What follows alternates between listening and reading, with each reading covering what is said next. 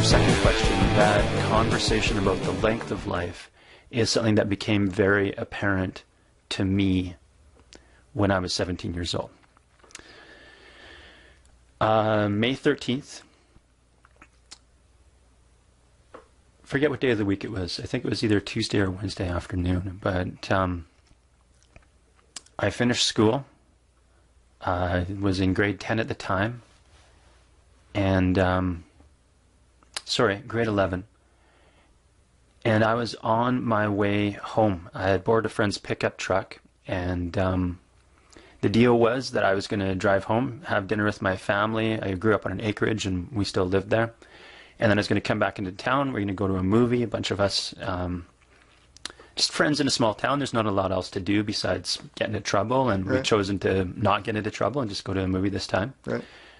And for whatever reason, on the way home, I had moved from the pavement to the gravel, hit a washboard, and that truck slid back and forth a few times and ended up in the ditch. And being a young driver, I panicked. Don't ever do this. But at too high of a speed still, I cranked the wheel in a panic to try and get out of the ditch. Right. And that had the front right wheel catch on the soft earth of the ditch, and then the rim caught the ground, and that truck went up in the air once, rear end hit, up in the air again, front end hit, up in the air again, and landed on the roof. Wow. And during that process, I broke both my arms in several places, smashed the cab in. I've got a couple dents in my head still from that, and caused a lot of soft tissue damage to the point that after the airlift, after all the trauma from the accident for my poor family, I eventually woke up out of a coma in the University of Alberta Hospital. Wow. How long were you in a coma? I honestly don't remember. I'm getting that information right now because I'm going through the process of writing this story. But I believe it was kind of several days to a few weeks. And when I came out of it, they started to go to work on me. They literally saved my life. But the orthopedist especially wasn't quite happy with the way things were going. So several days later, I woke up again, and that was after having a humeral nail inserted down the length of my left arm. And really after a period of time, after a couple months in the hospital, I eventually had the chest tubes removed that were pulling fluid out from my lungs because I'd been banged around so many times that my lungs are actually, I guess, bleeding. There's fluid on the inside of them. Goodness. And they don't want you to get pneumonia, so there's this little bubbler at the end of my bed, and it would just kind of trickle out the fluid. And the sutures are removed, those tubes are pulled out. I had the arm surgery, and basically at the end of it, I was sent home.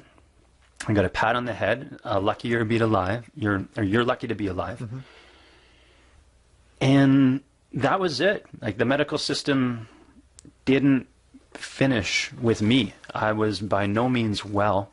And honestly, it wasn't until a couple years later that I realized I'd also gone home completely unawares to detox off the Demerol. I think I probably ate my little bottle of T3s in the first day I was home, like Smarties.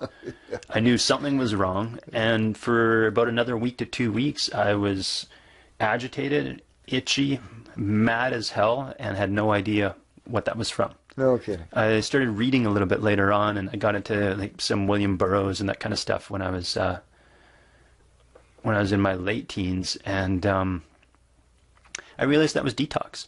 That's what junkies go through essentially. And that really created something for me in terms of my feeling about medication, especially painkillers, and affected me later in life. I actually had another surgery in 2006, and then again in 2008 when I had a piece of metal removed from my arm, and I actually refused painkillers for that one. Really? Which was a really enlightening experience. Brave man. Yeah. I can definitely talk about that at a later point, but wow, is that ever a conscious choice that you start questioning pretty quickly. As soon as that nerve block wore off, I really started backpedaling. It's really simple. But overall in the story, those are like the two primary things that kind of gave me what I consider the greatest gift that I've been given in my life.